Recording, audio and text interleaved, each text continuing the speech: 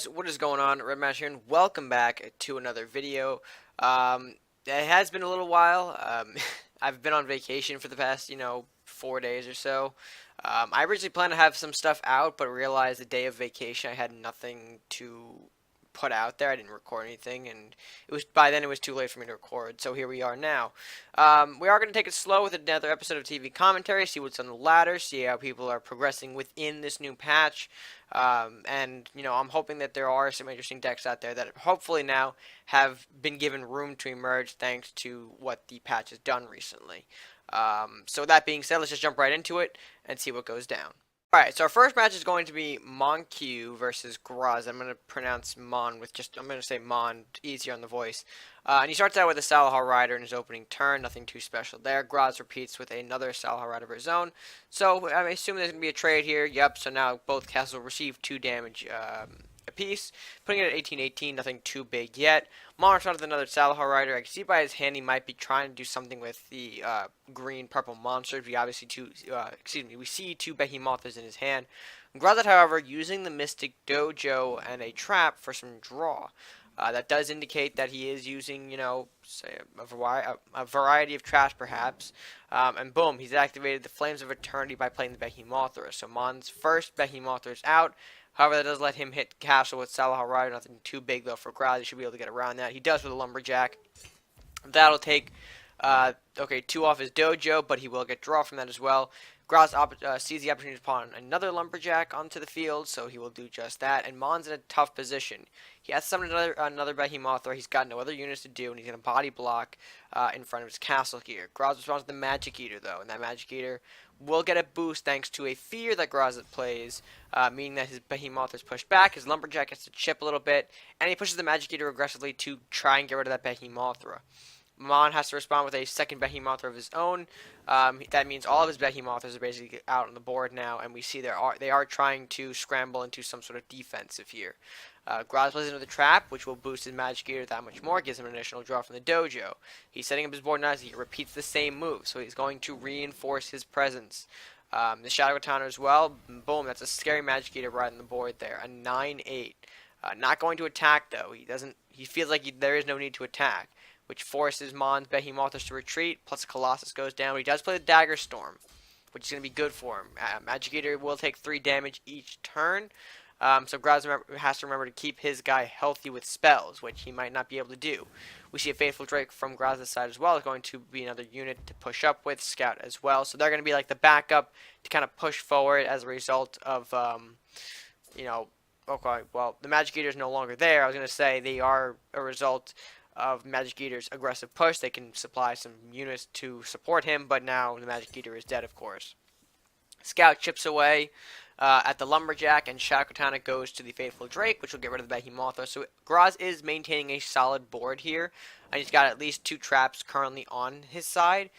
Make that 3 different traps, of course. He did play 1 previously, but that might have been a repeat, so there was no additional trap placed down.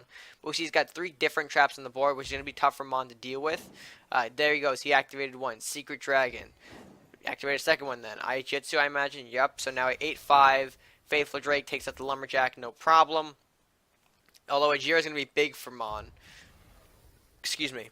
Manfish dies to the Faithful Drake. Another trap. Detonate. Okay, so now all of Grazzit's traps have been alleviated. Ajira is free to push up now, so he will do just that and take out the Faithful Drake. So now Grazzit is... Okay, nope. He's not pushed on the defensive yet. I'm kind of curious to know why he didn't attack there. That was a clear trade. But Grazzit does have, more cards, so he can do a lot more. I think he definitely should have. Maybe he shouldn't have attacked due to his lack of cards. Maybe that's why he didn't attack. But Grazzit, citing this weakness, he's going to push 2 Serpent Witches and a Faithful Drake. He will actually make the trade himself, Faithful Drake for Ajira.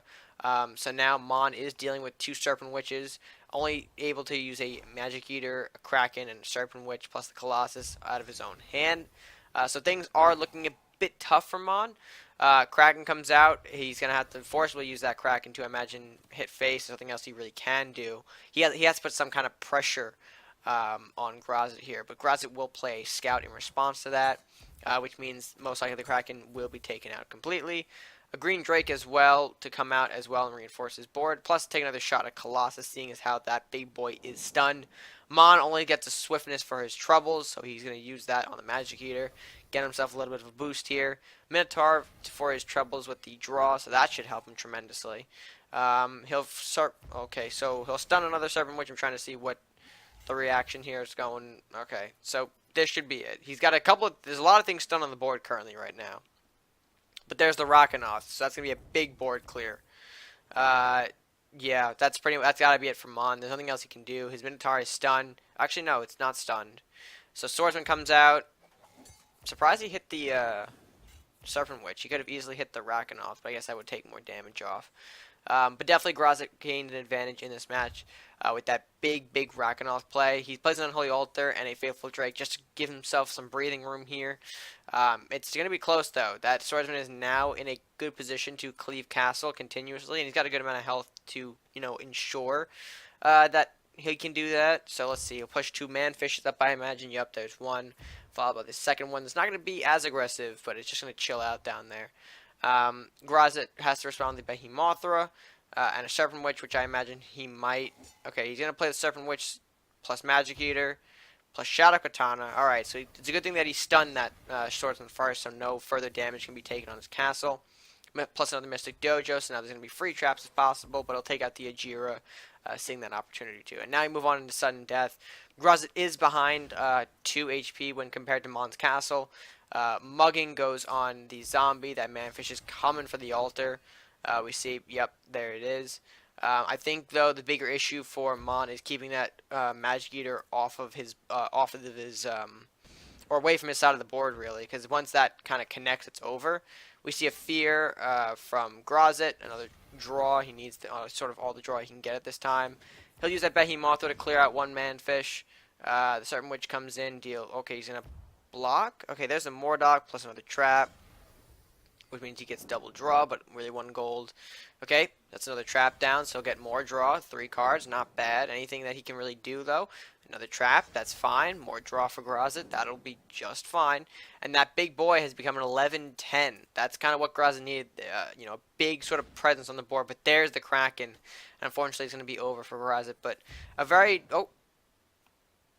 Okay, there's a Flame of Eternity, but I'm about to say that can't really do much. It can't really do too much. But overall, great effort by Graz. Good turnaround by Montague as what? Monquey? Again, I'm going to call him Mon.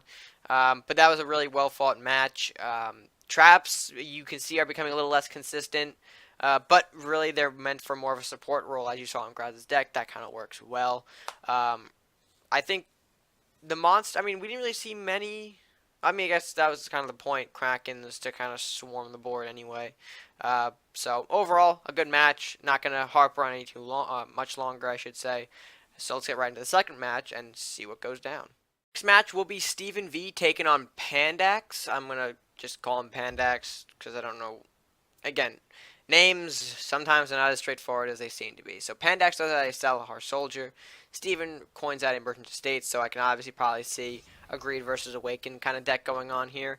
Pandax passes the second turn. He doesn't want to throw out the Masuda, which is an interesting choice because you do have that Golem at your disposal. But Steven responds with a Banshee thanks to the ramp from the estate. Blue Fire, though, is going to eat or take out the Merchant's Estate. That's an interesting choice. He'll let the Banshee move up onto his base. Steven throws down a trap in response, I believe, which I think that's got to be Avalanche because there is a technical glitch, I think, currently with that. So a defective flame cannon for Banshee. Is he going to throw down the Sleeping Dojo as well to kind of get the draw? He will. Alright, so that's good. So now Steven does recognize that the Dojo is out. I think that should be a priority. So he'll throw out the Con Artist to move forward, though, onto his base, as well as a Lumberjack. So what can Pandax do? He'll throw out a Golem. The Golem, okay, there is no Avalanche. I thought the trap was going to be Avalanche, but apparently there is no trap. Alright, Frost Giant, excuse me, which frees the Salahar Soldier, and we can see some units doing work here. Lumberjack and Con Artist taking bits out of the castle, which is kind of lowered at this point, this early on in the match. 11 to, okay, there's the trap. Cloak and Daggers, that's not a trap I see often. Alright, so that must be getting some kind of use out of it. Maybe I'm not seeing. But there is a Frost Giant. I keep calling this thing a Frost Golem because I just want to. Dwarven Scope, okay, where is he going though? Takes out the Salahar Soldier. I don't think that was the right play. Maybe you should have gone for face, but we'll say. That Golem is pretty much dying at this point over here. The Badger's going to go into a stealth mode, I think, although there is a lot of Saurus coming out on the board here. We see Meditation, and then there's Saurus again. Okay, so, or actually, no, there's Saurus the first time. I saw him get drew and, drawn into the hand, but, I just think he appeared twice. And that's an 11-10, now 11-6 thanks to the trade with Frost God, Giant. I need to stop calling him Frost Golem, even though I just want to. It's the right thing to do. Gathering Ice freezes Saurus and Badger.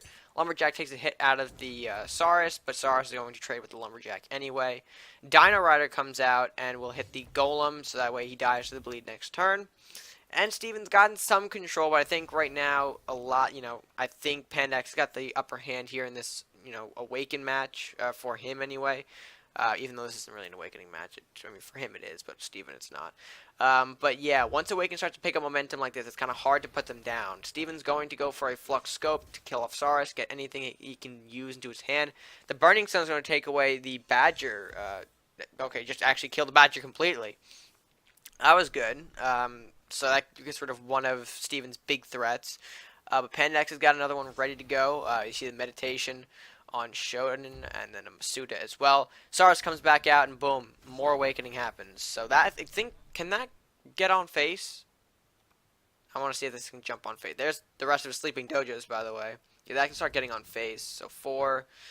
Yeah, I think at this point it's going to be hard for Steven to come back from a 7-11, really only using a Flux. Okay, there's a Lich. Lich freezes Saurus. Okay, and the Shonen, that's what he needed. Blacksmith comes out. Blacksmith part 2. Are they going to hit? Okay, he's going to start to hit it, but I think the Shoten's still going to respond with a hit, and then boom, 4 Awakening damage. So he's got to be careful. Okay, he's going to surrender right there, actually, because I don't think he had any way of dealing with the explosion damage without getting hurt. So that was a good win for Pandax. Like I said, in that, kind of mid-match, once Awaken kind of picks up, you can't really slow it down like that. So it's important to take out those dojos where they are. So regardless, that's kind of where you have to shift your priority towards.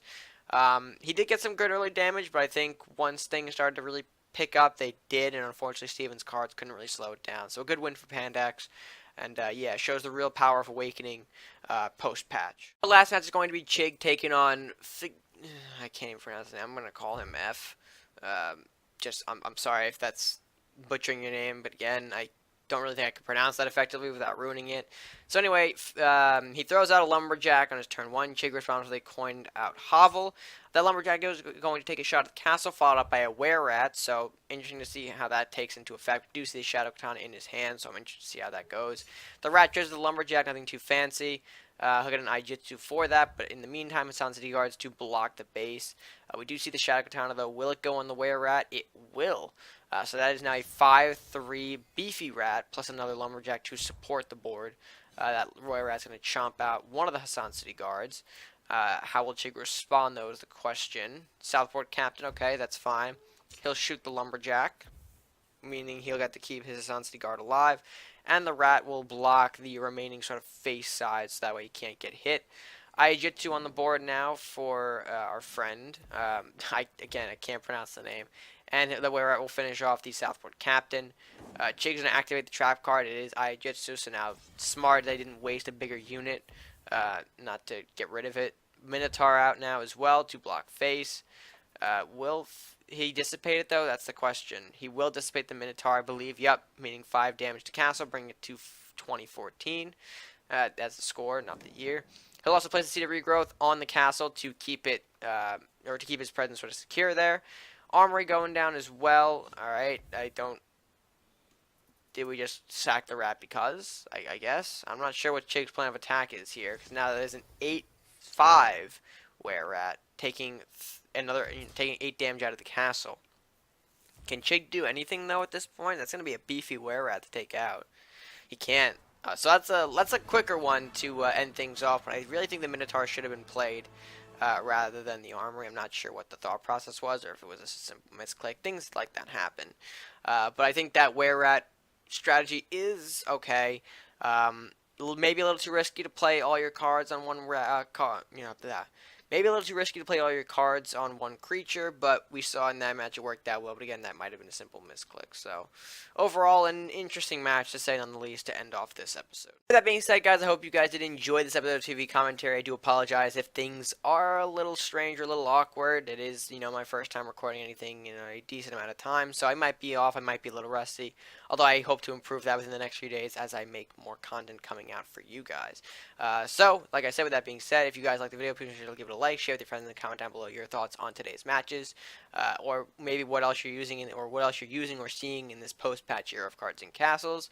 And while you're down there, if you haven't done so already, please make sure to hit that subscribe button. Help show your support to the channel, help us grow, all by clicking that subscribe button at no additional cost to you. So, until next time, guys, that's all from me for now, so stay gaming.